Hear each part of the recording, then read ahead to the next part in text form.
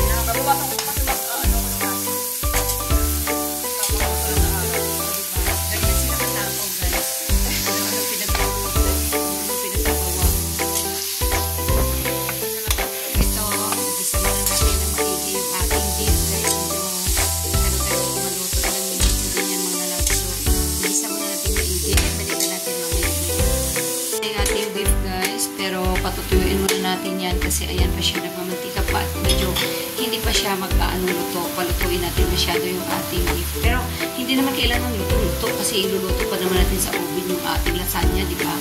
So,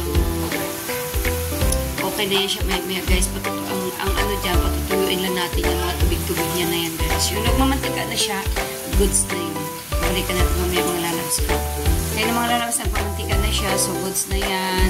Pabawas lang siya ng konti dito para sa kanyang nachos naman mga lalabs. Ayan siya katakaw. Silang mag-iina. Lagyan na natin yung ating mga ingredients. Ayan na. Buhos-buhos lang natin yung mga ingredients natin yan guys. Ayan na yung ating mushroom. Then hotdog.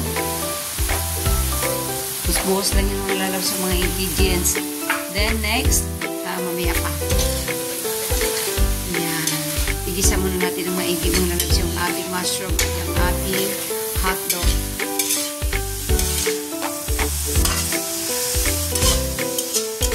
Para mag-combine yung lasa nila mga lalabs. Tinatakpan muna natin mga lalabs. Balikan natin may konti. Okay na yung ating beef. Kaya lagyan na natin yung ating spaghetti sauce guys. Sauce. Ang sarap-sarap niyan mga lalabs ko.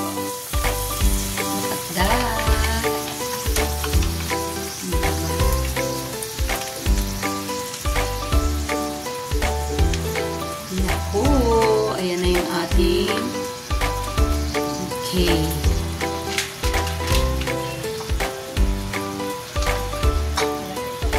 Lagyan na rin natin yung ibap.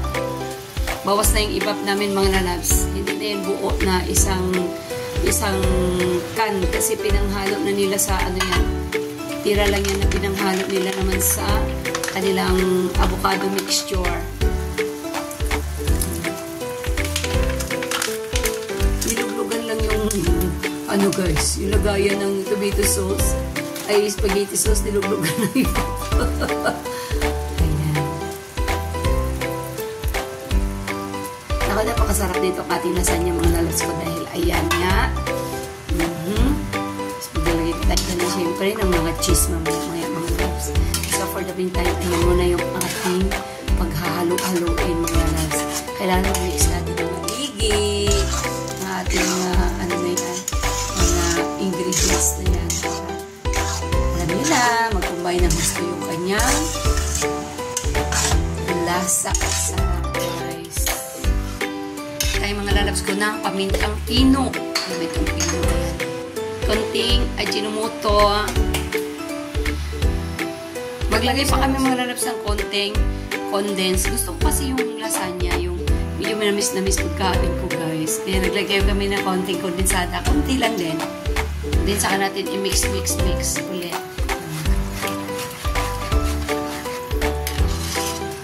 Okay na yung ating butter mga lalabs ko. Ayan na siya, Yung ating butter, din may gagawa kami ng white sauce. Kami magluto ng bechamel, guys. Yan yung mga white sauce sa ating lasagna. Ayan, pinapalusaw na namin yung yung butter. Ito pala yung ginagamit naming butter, guys. Masarap din ito, mga lalabs. Ayan. Ayan, mga lalabs, nilulusaw lang natin yung butter. Ayan. Lusaw na yung aming butter, mga lalabs. Maglagay na tayo ng harina. Ayan, unti-unti lang yung paglagay ng harina, guys. Dalawang kutsara. Dalawang kutsara. Ayan.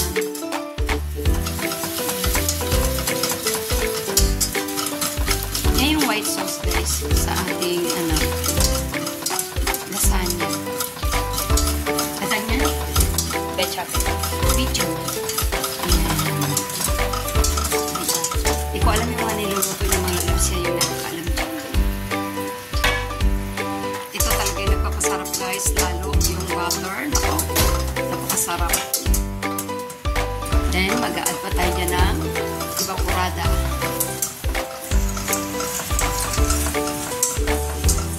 Evaporada. Then, mix-mix lang talaga natin ang gusto yan, mga lalabs.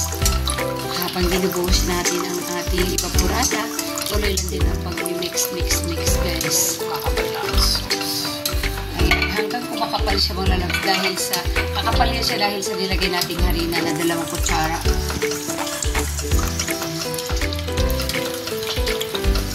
Tansyahin lang natin, mga lalabs, hindi naman kailangan kung ilang pan ng evaporada. Basta tansyahin lang natin kung sa tingin natin okay na at kasya na sa ating gagawin na lasagna. At saka yung yung texture niya, guys, yung tigas na ng ating mixture. Kakapal yan siya, lalapot yan siya dahil sa ating harina. Ayan naman, napakayami yan. Dahil sa butter and evaporada. Excited ako sa aming lasagna, guys. Super sarap ito, guys. Plus cheese na lalabs, diba? Butter and evaporated milk plus cheese. So yummy. Ayan, mix again. Kunting paminta, mga lalabs. Powder, then a little bit of salt. A little bit lang, guys, kasi yung ating butter at saka yung ating medyo maalat na yung ating cheese. Ayan ang ating bechamel, guys. Ano na siya, guys? Okay. Ano na yan, guys? Ready na siya. Perfect. Ang ating mga sangkap, mga lalabs. Ayan. Ayan. Ang ating ayan.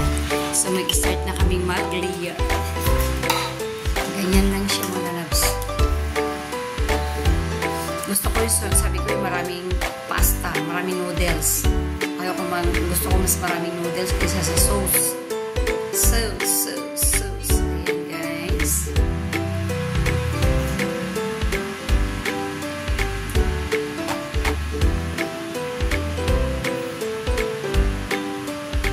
Napakasarap nito, mga lalabs. Nakita nyo naman kung paano ingredients ang ginawa namin.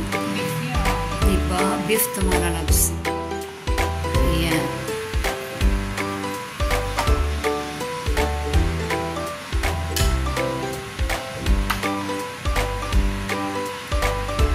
Pareho kami ng apo ko. Ayaw namin yung overload ng sauce. Kasi gusto ko yung may nakakagat akong noodles. Ayan. Ganon din ang apo ko. Yun din ang gusto. Yung mami naman niya gusto ang daming yung napakadaming sauce ba? Yeah. Ay, sorry.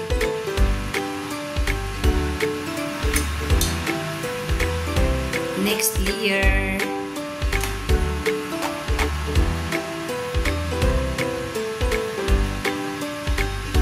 Mas maraming pasta, guys. Mas masarap.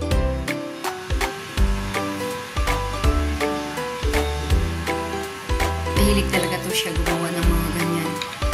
Kasi matakaw yan. Ayan.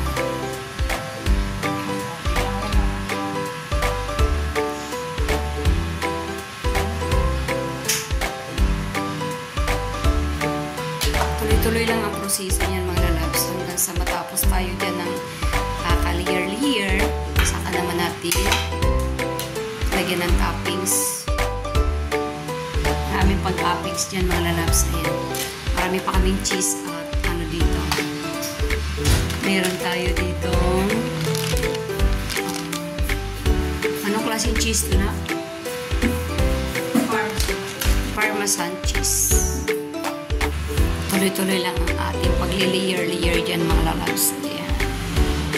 Damihan mo na ganyan. Ang daming ganyan na. Ano mo kaya? Nagagyan mo pa yan sa baba. Sa taas. Okay. Favorite ko rin talaga itong lasagna guys. Pareho kami. Sabi niya kahapon, nagkikraving siya ng lasagna. Sabi ko ako din na, sige gagawa tayo. Ay, ayan. Magastos lang talaga itong mga lalabs pag gumawa ka nito. Kasi yung gamit namin is beef giniling. Beef, din yung butter at saka cheese. Kailangan hindi mo siya pwedeng tipirin sa butter.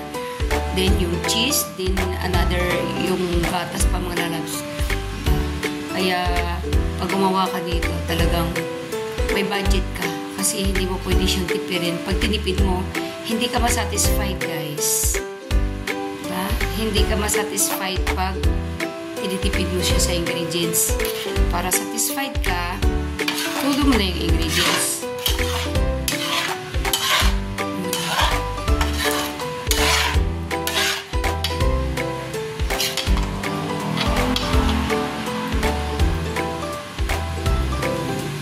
Kasi masarap talaga pagka na-kumpleto ng ano guys, yung ingredients mo ay kumpleto at hindi mo titipirin. Napakasarap mga lalabs. Ayan. May kakainin na naman tayo mamaya.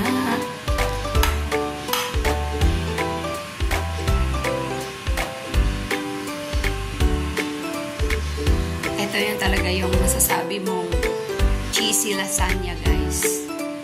Dahil napakadaming cheese.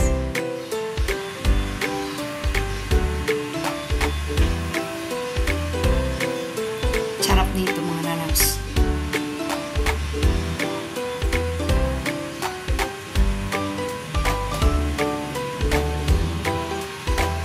Then another layer. Ang dami kasi yung pasta guys. Ang kilo ba yung pasta mo na? Kalahating kilo. Marami na rin kasi. Uy, may langang.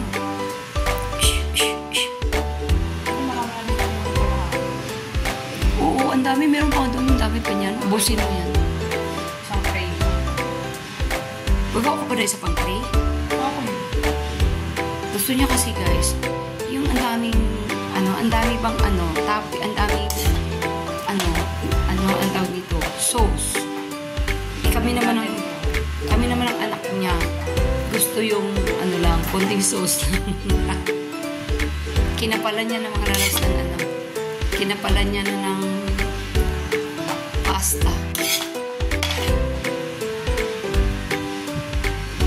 Yung gusto namin ni Nicole.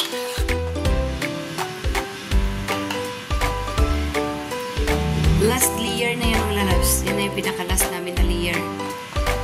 Oh, yan. Puno na ang ating lagayan.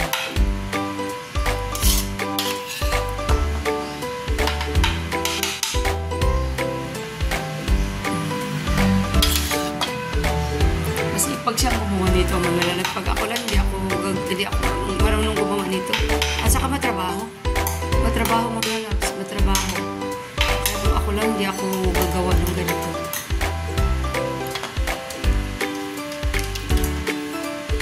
Last layer na yung mga lalabs. At saka last na yan na, dyan.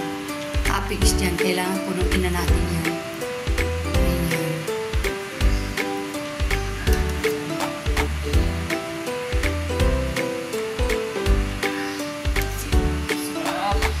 Marami naman kaming butter eh.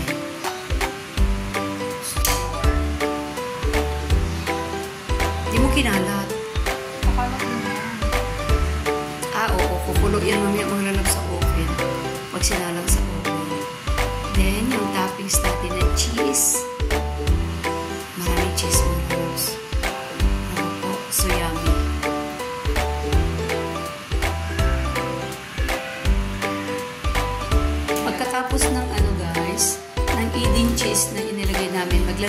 kami ng melted cheese. Ayan. Ayan, melted cheese yan guys. Kasi pag nag-melt yan, ako po, tatakam ka.